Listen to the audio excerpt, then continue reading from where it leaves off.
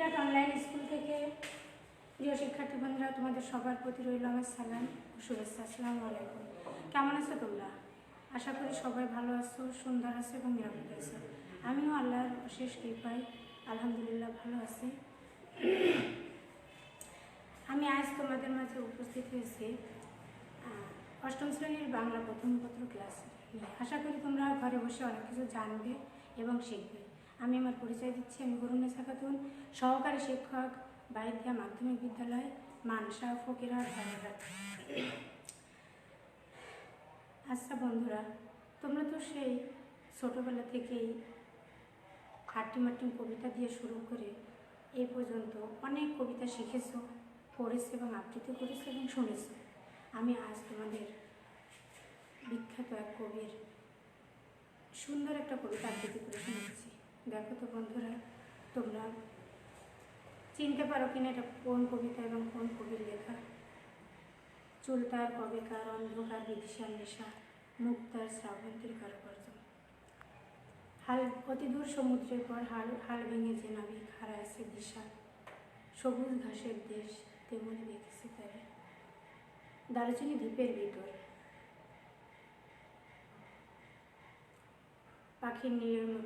পাখির নীড়ের মতো চোখ তুলে নাটকের বর্ণনা সে। বলতে পারবো প্রিয় শিক্ষার্থী বন্ধু এটা কার কবিতা? ধন্যবাদ শিক্ষার্থীরা, অনেক সুন্দর বলেছ। এটা জীবনানন্দ দাশের বর্ণনা দাশের কবিতা। তোমরা কি বলতে পারবে জীবনানন্দ দাশের কোন কবিতা তোমাদের পাঠ্য বইয়ে আছে? সুন্দর বলেছ শিক্ষার্থীরা, ধন্যবাদ। আবার আসিব ফিরে। তাহলে এসো আমাদের আজকে পাঠের বিষয় আবার আসিব ফিরে।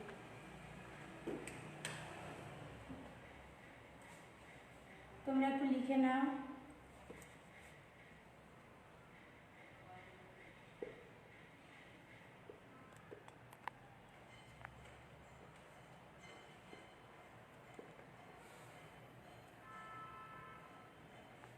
আবার আসিব ফিরে, জীবনানন্দ দাশ। এবার আমরা দেখবো যে এই কবিতা থেকে আমরা কি কি জানবো। তোমরা সবাই খাতা কলম নিয়ে লিখে নাও। কবি সম্পর্কে বিস্তারিত জানতে পারবো।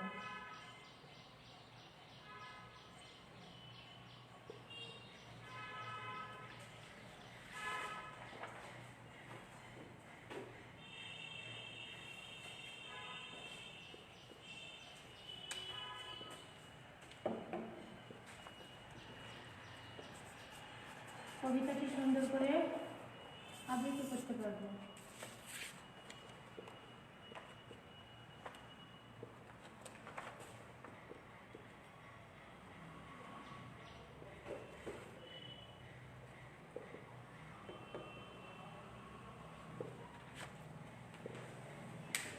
দুর্বোধ্য শব্দগুলোর অর্থ বলতে পারবো।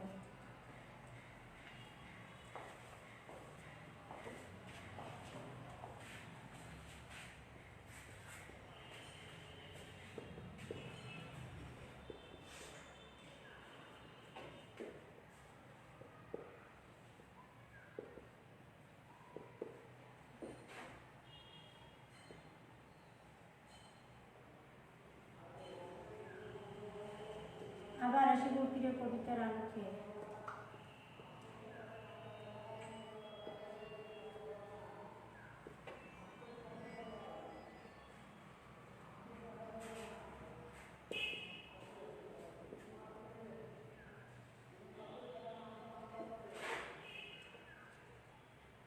কবির আবার আসিব ফিরে কবিতার আলোকে। কবি মৃত্যুর পরও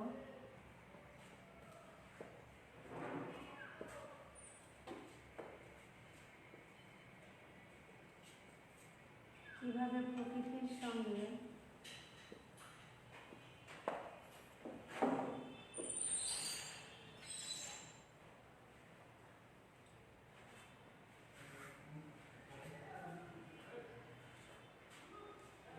মিশে থাকবেন তা ব্যাখ্যা করতে পারবেন।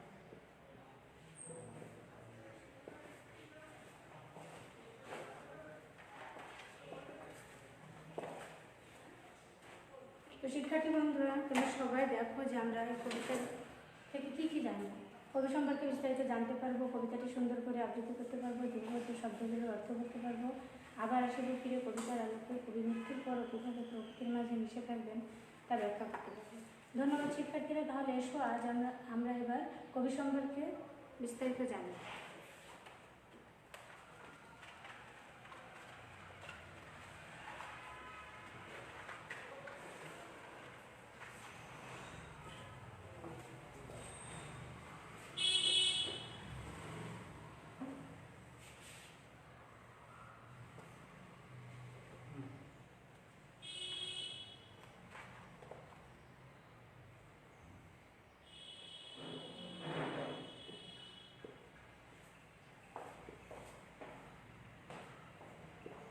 জীবনানন্দ দাশের জন্ম 1899 সালে। জন্মস্থান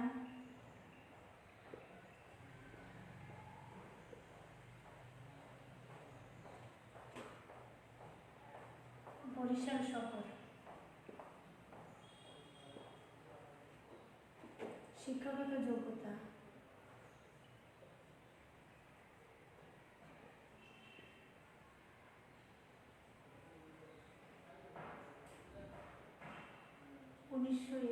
সালে কলকাতা বিশ্ববিদ্যালয় হতে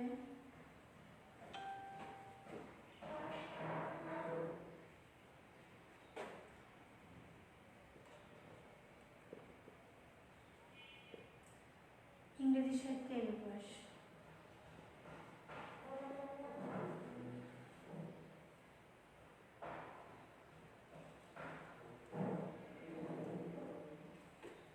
কর্মজীবন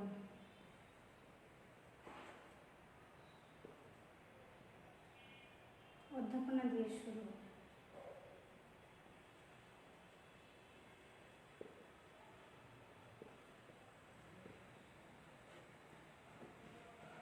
Kolkata city college,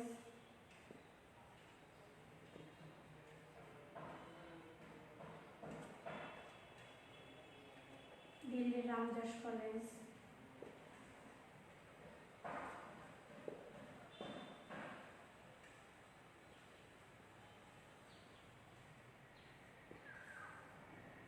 Brajamohan college, বরিশালের ব্রজমোহন কলেজ,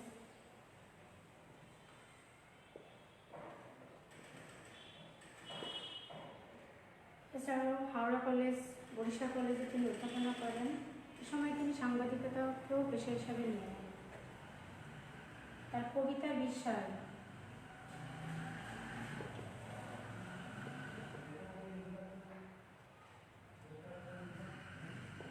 প্রকৃতির রূপ ও রস,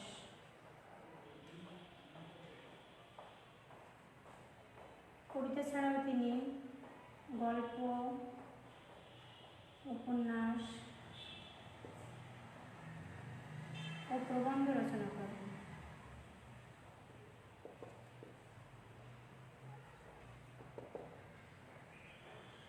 এই মহান কবির মৃত্যু হয় 1954 সালে কলকাতার ট্রাম দুর্ঘটনায়।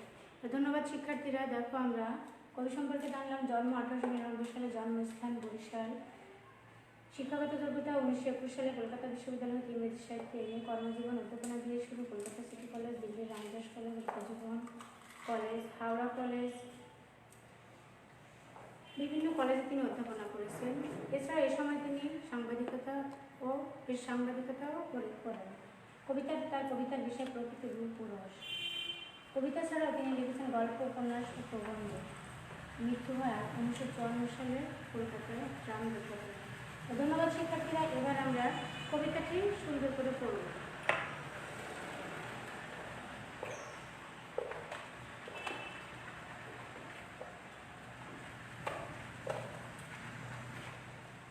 সবাই খেয়াল করো কবিতাটি।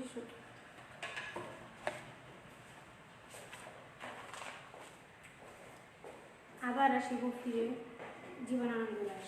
আবার আসিব ফিরে ধান সিঁড়িটির তীরে এই বাংলায়, হয়তো মানুষ নয়, হয়তো বা চিল শালিকের বেশে, হয়তো ভোরের কাক হয়ে কার্তিকের নবান্ন উদ্দেশ্যে, কুয়াশার বুকে বেশে একদিন আসিব এই কাঁঠাল ছায়, হয়তো বা হাঁস হব কিশোরীর ঘুমুর হয়ে বেলার পায়।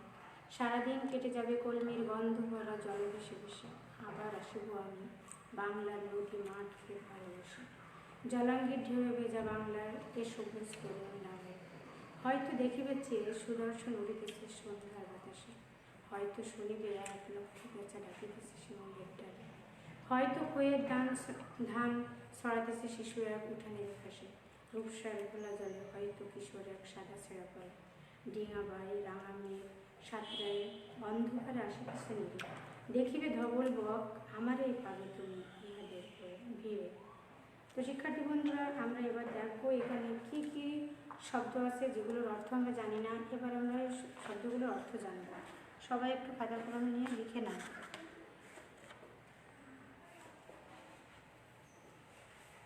ধানসিঁড়ি,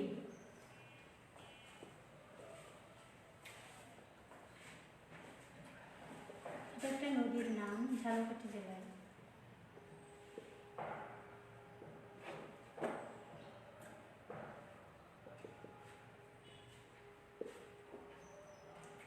শঙ্খচিল, অর্থ সাদা চিল।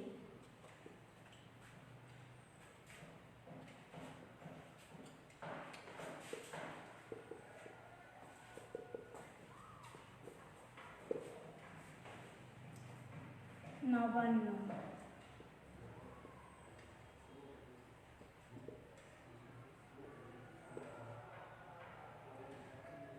ঘুমুর,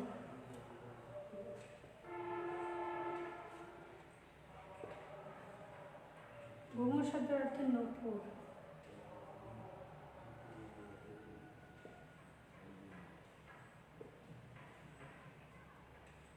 জলাঙ্গি,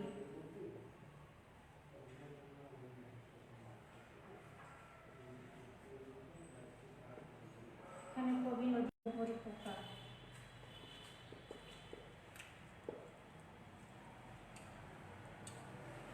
তাই তিনি বলেছেন যে আবার আসিব ফিরে ধানসিঁড়িতে। কবি তার গ্রামের নদী ধানসিঁড়ি সেখানে আবার ফিরে আসতে চায়, হয়তো বা মানুষ হিসাবে নয়, শঙ্খ চিল অথবা শালিকের বেশে।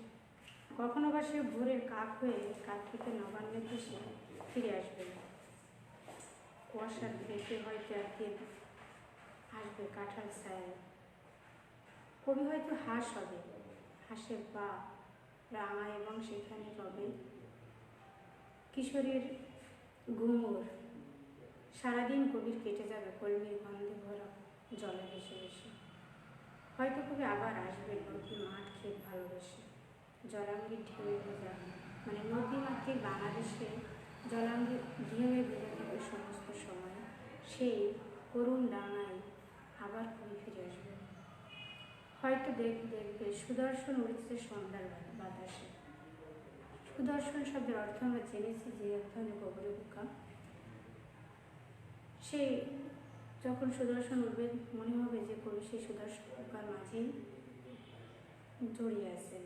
হয়তো শুনিবে লক্ষ্মী পেঁচা ডাকিতেছে শিমুলের ডালে, হয়তো শিমুলের ডালে যখন লক্ষ্মী পেঁচা ডাকবে তখন মনে হবে কবি আমাদের মাঝে আসছেন লক্ষ্মী পেঁচা হয়ে। হয়তো খইয়ের ধান ছড়াচ্ছে শিশু এক উঠানের ঘাসে, সেখানেও কবিকে ফিরে পাওয়া যাবে। রূপসার ঘোলা জলে হয়তো কিশোর এক সাদা ছেঁড়া পালে ডিঙা বাড়ে। রূপসার খুলনার পাড় দিয়ে বয়ে যাওয়া একটি নদীর নাম, সেখানে কোনো এক কিশোর সাদা ছেঁড়া পালে ডিঙা বেয়ে চলছে, সেখানেও কবিকে খুঁজে পাওয়া যাবে। রাঙা মেঘ সাঁতরে অন্ধকারে আসিতেছে নিরে, দেখিবে ধবল বক আমারই পাবে তুমি ইহাদের ভয়ে। রাঙা মেঘ সাঁতরায় সাদা বক হয়তো সন্ধ্যায় নিরে ফিরছে, সেখানেও সেই বকের শাড়ির মাঝে কবিকে ফিরে পাওয়া যাবে। তো শিক্ষার্থী বন্ধুরা, এছাড়াও কবি তার কবিতায় অনেক সুন্দর সুন্দর সাধারণ জিনিসগুলো এমন সুন্দর করে তুলে ধরেছেন যেটা আমরা কখনো কল্পনাও করতে পারি না। যেমন সুদর্শন এক ধরনের গোবরে পোকা, শঙ্খচিল, সাধারণ বিষয়গুলো কবি এত সুন্দর করে ফুটিয়ে তুলে যেটা আমাদের অবাক করে দেয়। কবি ছিলেন ভাবুক, ভাবতে ভালোবাসতেন, নীরব থাকতেন বেশি, আর তাই তো আমাদের মাঝে ঘর দিয়েছেন সুন্দর সুন্দর কবিতাগুলো। তো শিক্ষার্থী বন্ধুরা, আমরা সবই জানলাম। এবার তোমাদের আমি বাড়ির কাজ দেব, সেটা লিখে নাও।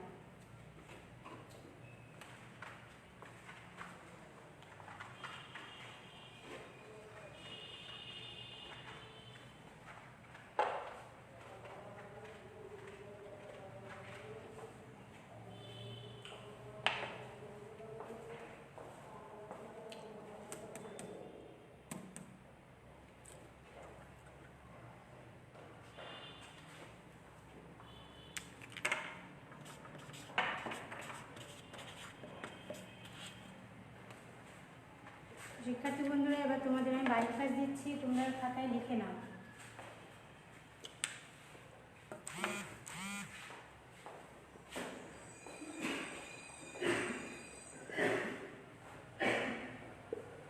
আবার আসি ফিরে।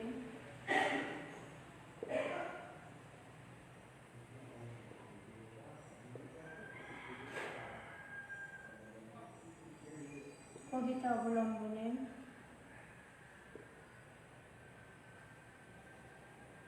কবি মৃত্যুর পরও কিভাবে প্রকৃতির মাঝে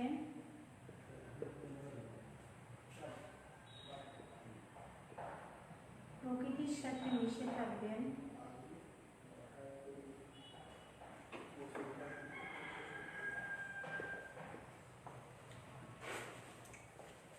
তা ব্যাখ্যা করো। বন্ধুরা লিখে নাও। আবার আসিব ফিরে। কবিতা অবলম্বনে কবি মৃত্যুর পরও কিভাবে প্রকৃতির সাথে মিশে থাকবেন তা ব্যাখ্যা করো। ধন্যবাদ শিক্ষার্থীরা। আশা করি তোমাদের ভালো লেগেছে এবং অনেক কিছু জানতেও শিখতে পেরেছ। যেন তোমাদের ধন্যবাদ। আমি আবারও তোমাদের মাঝে ফিরে আসবো কোনো এক ক্লাসে। সে পর্যন্ত তোমরা ভালো থাকো, সুস্থ থাকো এবং নিরাপদে থাকো। আসসালামু আলাইকুম।